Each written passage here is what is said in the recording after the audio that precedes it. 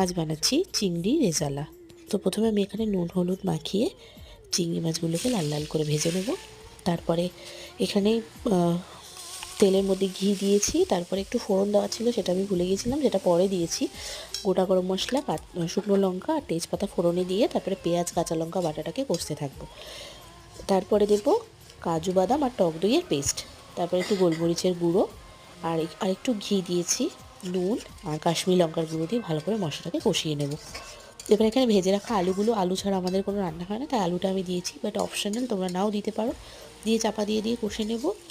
একটুখানি চিনি দিয়েছি, তারপরে দিয়ে ভালো করে কষিয়ে নিয়ে এবার চিংড়ি মাছ ভাজাগুলো দিয়ে আর একটু কষে নেব। কষা হয়ে গেলে ভালো মতো তেল ছেড়ে আসলে এবার জল দিয়ে দেবো। ঝোল ফুটে উঠলে আলুগুলো সেদ্ধ হয়ে গেলে মাছটা একটু নরম হয়ে যাবে, তারপরে গরম মশলার গুঁড়ো দিয়ে ব্যাস রেডি চিংড়ি রেজালা। দারুণ টেস্টি।